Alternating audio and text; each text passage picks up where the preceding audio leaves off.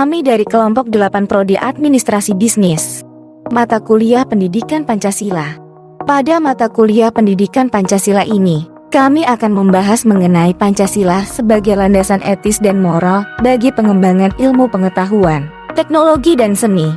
Yang akan dijelaskan secara lebih terperinci, yaitu menjelaskan kembali landasan dan moral pembangunan IPTEK, baik berlandasan metafisis, epistemologis dan aksiologis Pancasila. Sebelumnya kita akan membahas mengenai pengertian IPTEK. IPTEK. Apa itu IPTEK? IPTEK adalah hasil karya manusia. Karya tersebut pada dasarnya dipergunakan untuk membantu keperluan manusia dalam menghadapi kehidupannya.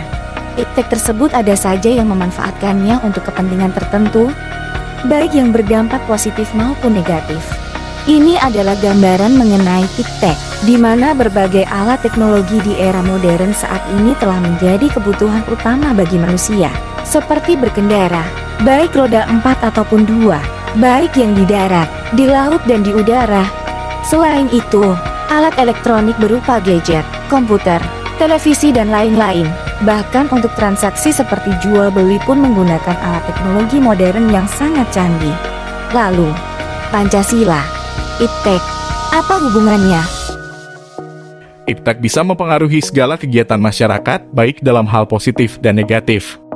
Sehingga dalam pengembangannya pun dibutuhkan suatu landasan agar tidak merugikan manusia dan bisa mengurangi dampak negatif, yaitu berlandaskan pada nilai-nilai Pancasila. Karena setiap sila demi sila pada Pancasila mengandung hal-hal yang penting dalam pengembangan IPTEK dan menunjukkan sistem etika dalam pengembangan IPTEK, meliputi akal, rasa, dan kehendak. Juga, pengembangan IPTEK sebagai hasil budaya. Manusia harus didasarkan pada moral, ketuhanan, dan kemanusiaan yang adil, dan beradab dari sila-sila yang tercantum dalam Pancasila. Pancasila yang sila-silanya merupakan suatu kesatuan yang sistematis haruslah menjadi sistem etika dalam pengembangan IPTEK. Berikut ini poin pada sila-sila Pancasila yang menjadi sistem etika dan moral bagi perkembangan IPTEK dan seni, baik berlandasan metafisis, epistemologis, dan aksiologis. Yang pertama, aspek antologi atau metafisis, di mana bahwa hakikat IPTEK merupakan aktivitas manusia yang tidak mengenal titik henti dalam upayanya untuk mencari dan menentukan kebenaran dan kenyataan. Yang kedua yaitu aspek epistemologi S, di mana bahwa Pancasila dengan nilai-nilai yang terkandung di dalamnya dijadikan metode dalam berpikir. Dan yang ketiga adalah aspek aksiologis, yaitu dengan menggunakan nilai-nilai yang terkandung di dalam Pancasila sebagai sila-sila Pancasila yang harus menjadi sistem etika dalam pengembangan IPTEK. Selanjutnya, penerapan Pancasila terhadap perkembangan IPTEK, yaitu yang pertama, sila ketuhanan yang Maha Esa mengkomplementasikan ilmu pengetahuan pencipta. Keseimbangan antara rasional dan irasional, antara akal dan kehendak. Berdasarkan sila ini, IPTEK tidak hanya memikirkan apa yang ditemukan, dibuktikan, dan diciptakan, tetapi juga dipertimbangkan maksud dan akibatnya, apakah merugikan manusia di sekitarnya atau tidak. Pengolahan diimbangi dengan melestarikan. Contoh perkembangan IPTEK dari sila ketuhanan yang Maha Esa adalah ditemukannya teknologi transfer inti sela atau yang dikenal dengan teknologi cloning, yang dalam perkembangannya pun masih menuai kontroversi. Selanjutnya, sila kedua yaitu sila kemanusiaan yang adil dan beradab, memberikan dasar-dasar moralitas bahwa manusia dalam mengembangkan IPTEK harus bersikap beradab, karena IPTEK adalah sebagai hasil budaya manusia yang beradab dan bermoral. Contoh perkembangan IPTEK dari sila kemanusiaan yang adil dan beradab, yaitu apabila manusia mengembangkan ilmu pengetahuan harus mengutamakan adab, tidak melakukan penemuan-penemuan gila yang tidak bermoral dan merugikan banyak jiwa. Selanjutnya, sila persatuan Indonesia, di mana mengkomplementasikan universalitas dan internasionalisme kemanusiaan dalam sila-sila yang lain. Pengembangan IPTEK hendaknya dapat mengembangkan rasa nasionalisme, kebesaran bangsa, serta keluhuran bangsa sebagai bagian umat manusia di dunia.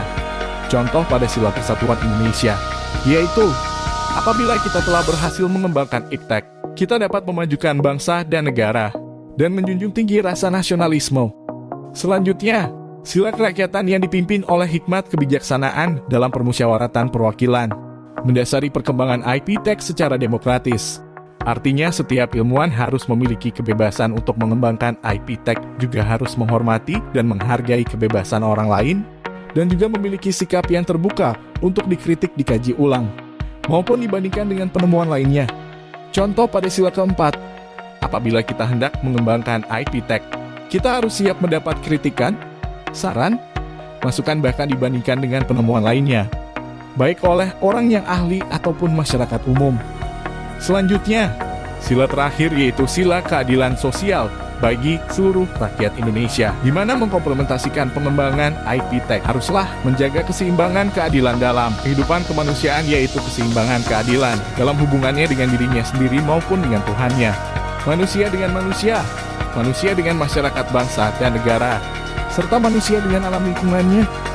Contoh dari sila kelima ini adalah ditemukannya varietas bibit unggul padi Cilosari dari teknik radiasi. Penemuan ini adalah hasil buah karya anak bangsa. Diharapkan dalam perkembangan swasembada pangan ini nantinya akan mensejahterakan rakyat Indonesia dan memberikan rasa keadilan setelah ditingkatkannya jumlah produksi, sehingga pada perjalanannya rakyat dari berbagai golongan dapat menikmati beras berkualitas dengan harga yang terjangkau. Dengan demikian, cara-cara pengembangan ilmu pengetahuan dan teknologi bangsa Indonesia harus berkiblat kepada kelima sila Pancasila yang dapat dijadikan pedoman dalam menjalankan hak dan kewajiban sebagai basis ketentraman berbangsa dan bernegara. Selesai sudah materi yang kami bahas. Kami harap teman-teman sekalian dapat memberikan kritik dan saran yang bersifat membangun dan dapat dijadikan bahan pembelajaran untuk orang lain. Sekian. Terima kasih.